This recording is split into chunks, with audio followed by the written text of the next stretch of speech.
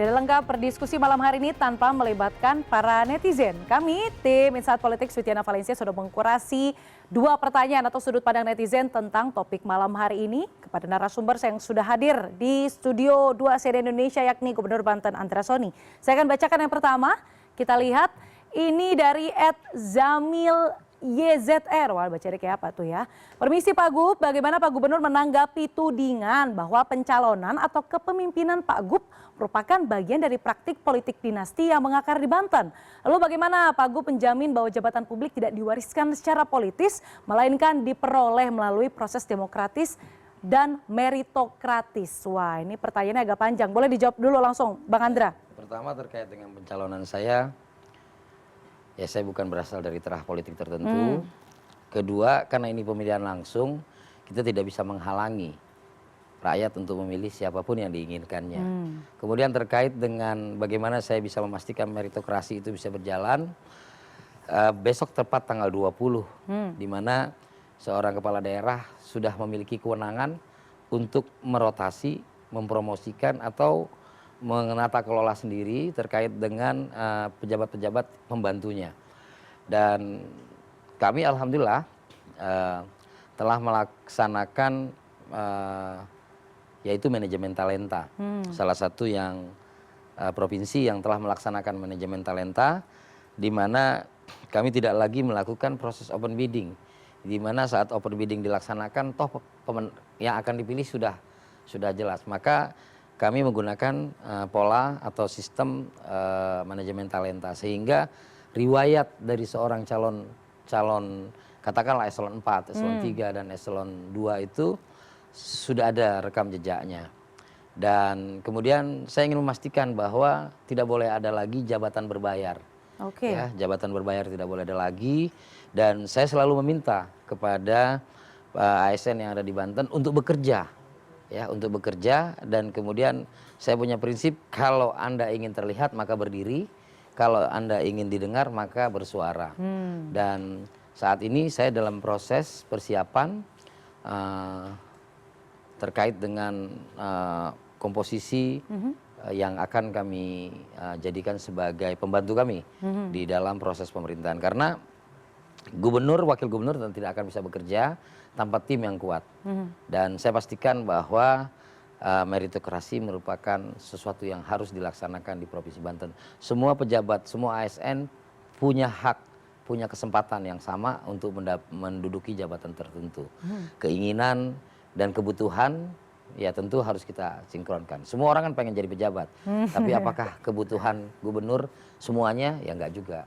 Maka izinkan kami untuk menyusun sesuai dengan kebutuhan kami, dan tentu kami akan bertanggungjawabkan di dalam proses-proses kelembagaan, termasuk di dalam pertanggungjawaban gubernur setiap tahun di hadapan DPRD, bahwa tadi terkesan besti, ini sebenarnya yang baik, unsur penyelenggaraan pemerintahan daerah itu adalah DPR dan gubernur. Tapi prakteknya saya juga banyak mendapatkan masukan, saran daripada teman-teman DPR. Ya, saran-saran tersebut saya tuangkan dalam perbaikan-perbaikan, usulan-usulan yang saya sampaikan kepada DPRD. Contoh penyusunan RPJMD, ini kan berproses. Ya, saya inginnya seperti ini, DPRD maunya memberikan saran yang berbeda, dan itu ketemu gitu, dan itu ketemu dan berjalan. Kemudian saya menghindari sekali titip menitip. Ya, kan referensi boleh, ya terkait pejabat ya, referensi boleh, karena saya baru 6 bulan, saya nggak mungkin hafal semua pejabat yang ada di Provinsi Banten. Tapi yang saya hindari adalah permasalahan pilihan politik. Jadi saya nggak akan tanya, kamu kemarin milih siapa, saya nggak akan tanya, karena yang saya lihat adalah tadi meritokrasinya. Saya lihat tadi manajemen talentanya. Kalau memenuhi persyaratan, administrasi, kepangkatan, dan lain-lain, semua punya peluang yang sama. Baik. Kita berlanjut ya Bang ke pertanyaan kedua terlebih dahulu. Kita lihat pertanyaan kedua ini dari Tri_Tilu.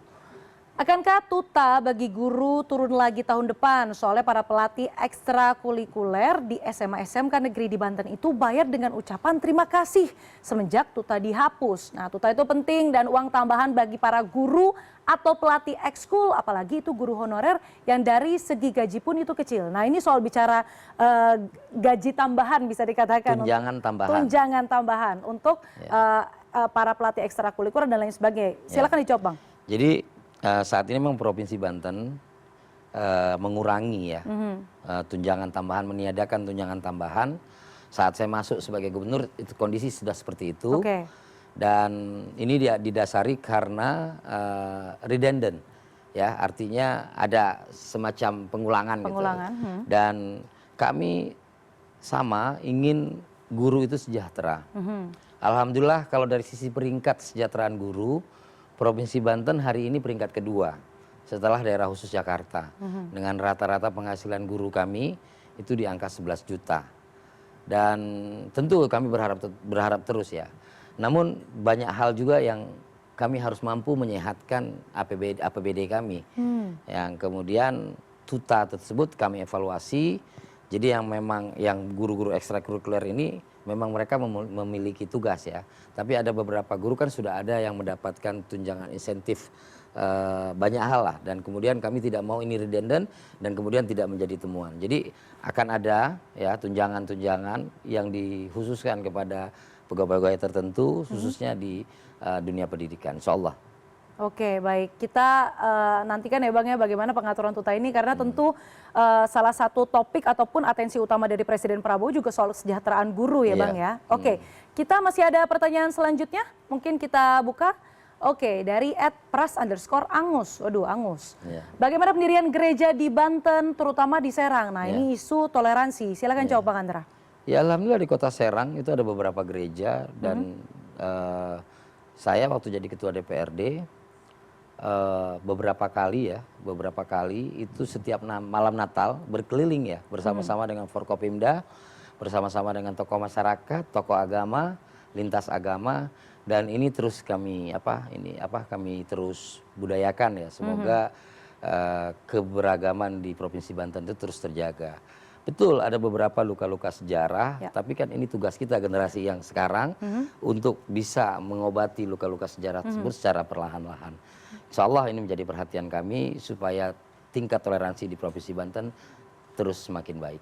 Setelah Anda turun ke lapangan sebenarnya apa sih Bang yang membuat indikator ataupun tingkat toleransi itu mungkin di beberapa wilayah agak cukup sensitif begitu? Ya, tadi saya sebut ada beberapa terkait dengan luka-luka sejarah yang terus dipelihara. Ya ini yang perlu generasi yang sekarang ya itu melakukan upaya-upaya perlahan-lahan, insya Allah kita pasti bisa.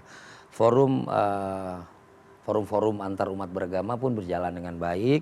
Saya beberapa kali waktu jadi ketua DPRD dan sekarang di 6 bulan ada 2 kali saya bertemu dengan para tokoh-tokoh agama tersebut.